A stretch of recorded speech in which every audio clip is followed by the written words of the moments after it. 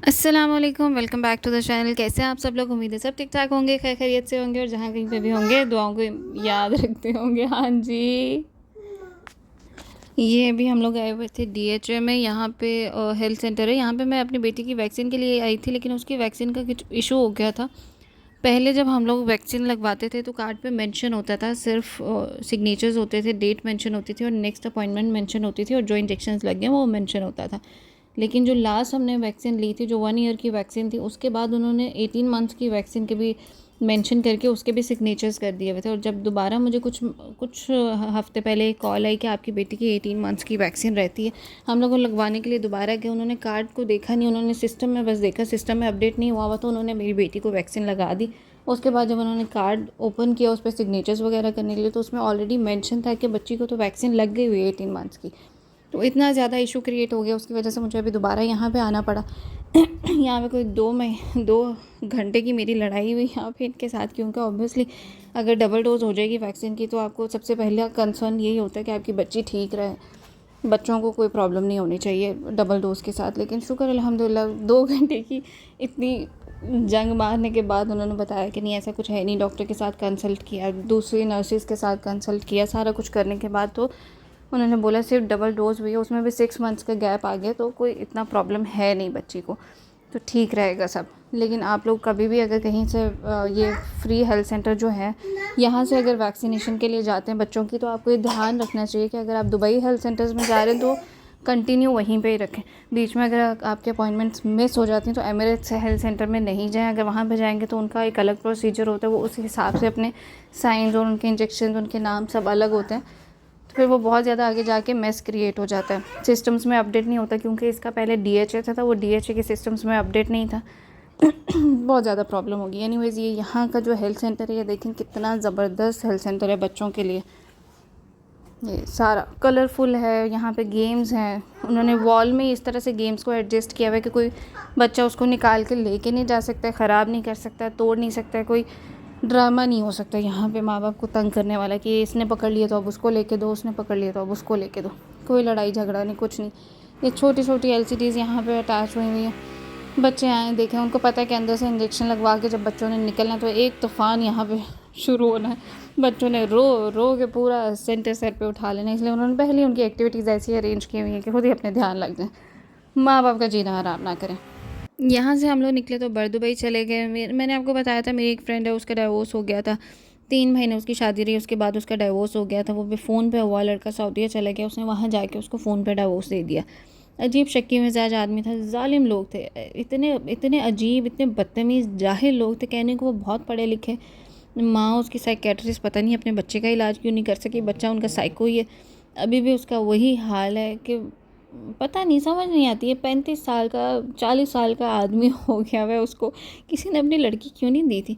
ये थोड़े middle class थे, उन्होंने देखा कि मेरी फ्रेंड के वालिद की डेथ हुई कुछ अर्सा पहले, 1 महीना पहले, तो उन्होंने जल्दबाजी में बस ठीक है कि अभी होता ही है, बहुत सी चीज़ें जहन में आती हैं, बहुत सी चीज़ें इंसान सोचता है कि अभी तो चलो हो जाएगी शादी। बहुत से लोग साथ में सपोर्ट में खड़े हो रहे हैं, हमदर्दी में खड़े हो रहे हैं, तो बाद में आहिस्ता आहिस्ता जैसे वक्त गुजरता है लोग भी पीछे हट जाते हैं। सोर्स ऑफ इनकम कम हो गया है तो फिर कैसे होगा सब, क्योंकि जो बाप ने करना है वो बाप नहीं करना है, कोई रिश्तेदार उस जगह पे खड़ा नहीं हो सकता है।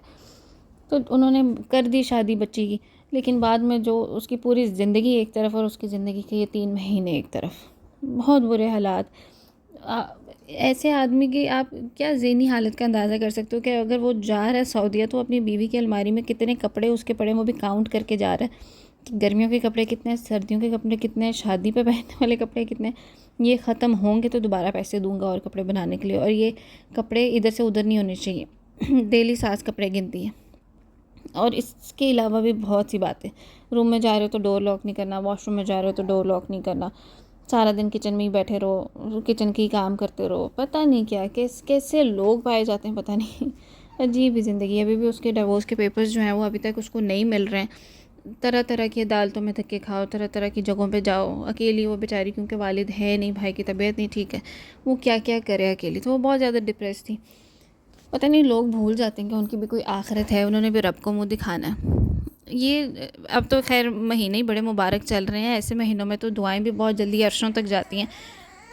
वैसे तो दिल से मांगी गई हर दुआ अर्श पे चली जाती है, अल्लाह पाक सुनता है। दिल से मांगी जाए, कहते हैं कि अगर आपको कोई मसला है, कोई परेशानी है, तो आप 2 रकात नफल रात के टाइम उठ के पढ़ो, तहज्जुद के टाइम पे। तो मैं कहती हूँ ऐसी कोई दुआ है ही नहीं कि जो पूरी नहीं होती। ये मेरा अपना ज़ाती एक्सपीरियंस भी है।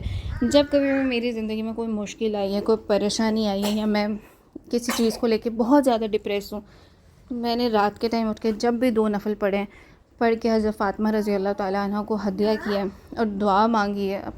और उसके अलावा भी कभी मैंने अगर हाजत के नफल पढ़े हैं, तो मेरी वो दुआ जहन्नम से उतरने से पहले मुझे इस चीज़ की तसल्ली मिल जाती है कि ये पूरी हो गई है। या तो ये दुआ पूरी हो जाएगी, या तो मेरे दिल को सुकून मिल जाएगा, या इसके अल्टरनेट कुछ बेहतरीन मुझे मिल जाएगा। वो एक तसल्ली जो आपको अल्लाह पाक की तरफ से मिलती है, आपको महसूस होती है। आप हल्के फुल्के होके जहन्नम से उतरते हो। किसी की ज़िंदगी में कोई प्रॉब्लम चल रही है, आप ये करके देखें, आपको ख़ुद फील होगा कि ज़िंदगी कैसे बदलती है, हालात कैसे बदलते हैं और परेशानियाँ कैसे ख़त्म होती हैं। आजकल तो वैसे भी अभी शब बारात गुजरी है।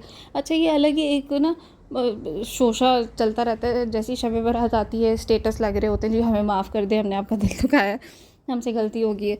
मुझे ये समझ में नहीं आता है कि आप रियल लाइफ में किसी को हर्ट कर रहे हो, किसी को नुकसान पहुंचा रहे हो, किसी का दिल दुखा रहे हो, किसी के साथ ज़्यादती कर रहे हो, आप किसी को धोखा दे रहे हो, और उसके बाद आप स्टेटस लगा देते हो कि भाई हमें माफ़ कर दें, हमसे गलती हो गई है। तो ऐसे माफ़ियाँ मिल जाती हैं क्या? ऐसे माफ़ियाँ नहीं मिलती हैं। अगर आपने किसी का दिल दुखाया और कोई इस हद तक दुखी हो गया कि उसने मामला अपने अल्लाह के हवाले कर दिया कि भाई मैं अब इस मामले से निकल गया हूँ, मैं ये झगड़ा नहीं करना चाहता हूँ।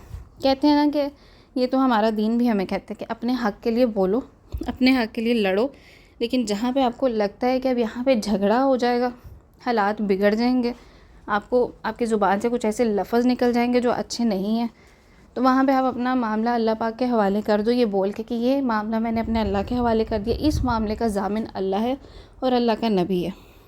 उसके बाद आप देखें कैसे चीज़ें बदलती हैं, हालात बदलते हैं।